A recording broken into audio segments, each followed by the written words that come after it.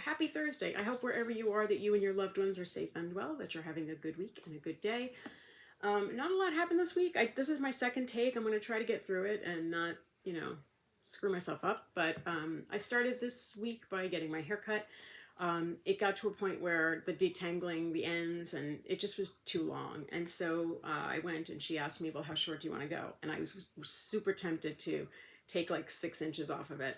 But we ended up only doing like 2 or 3 inches, and not only, but it makes it easier to take care of. And she did the color for me again, so I sort of feel like I look human again. And it's a bit easier to manage when I wash it. I don't blow dry it because holding a hair dryer is like, and when she cuts it for me, she blows it out super straight, and it's amazing.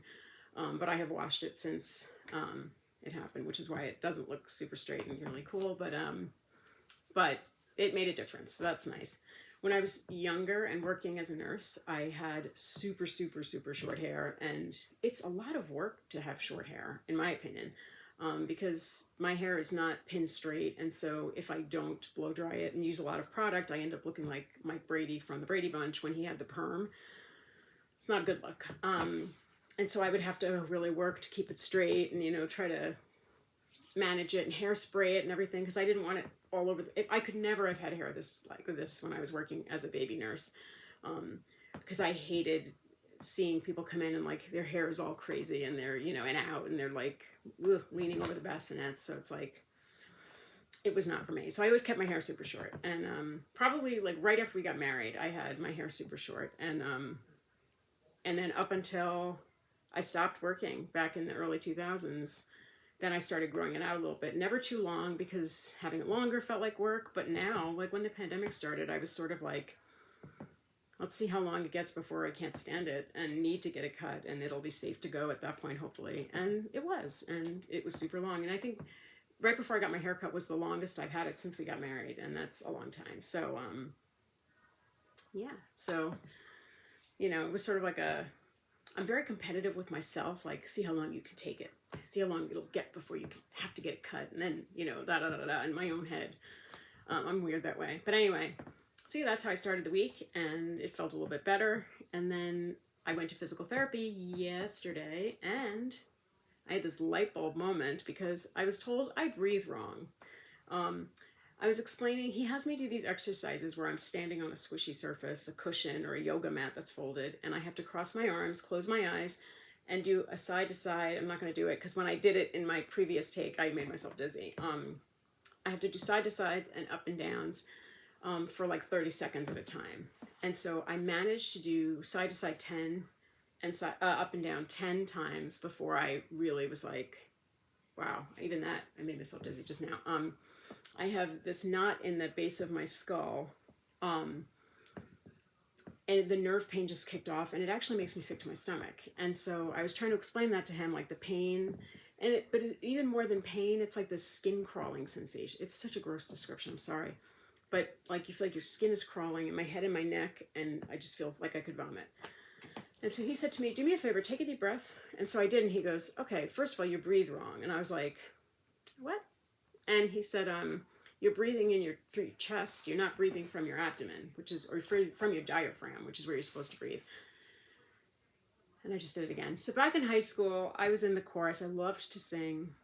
I had a pretty decent voice. Now I do not have the voice that I once had. I had dreams of being in the theater, like Broadway, like serious dreams of that when I was a kid. And so I really took care of my voice. Since life, medical stuff happened, I do not have the voice I once had. I don't sing enough. And anyway, but I learned back then, you sing from your diaphragm, you breathe, take big deep breaths from your diaphragm. And so he was explaining to me that there are muscles here that connect in here.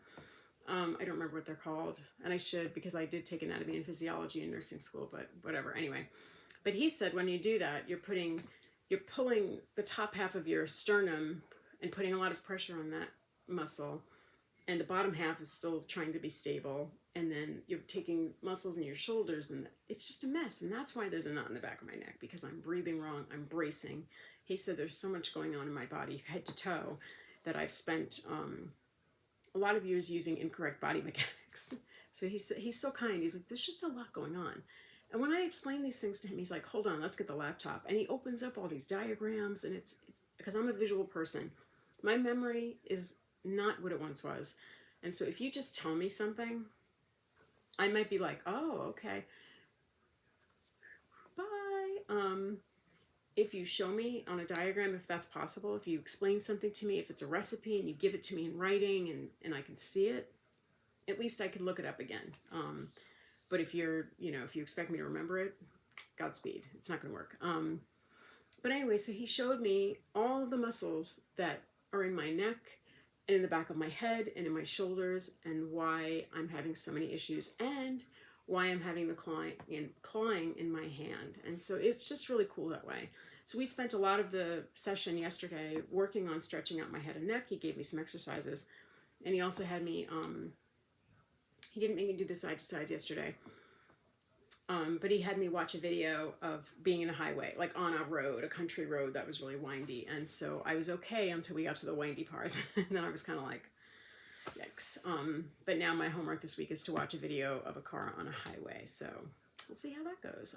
But he gave me some tricks for when we are in a car, or if I'm, dealing with a pattern on the ground or whatever, to find a fixed point and look at that and not focus on all the things that are moving, and making me uncomfortable. So I am learning a lot. I just have to do it, and I'm gonna do it after I finish the video.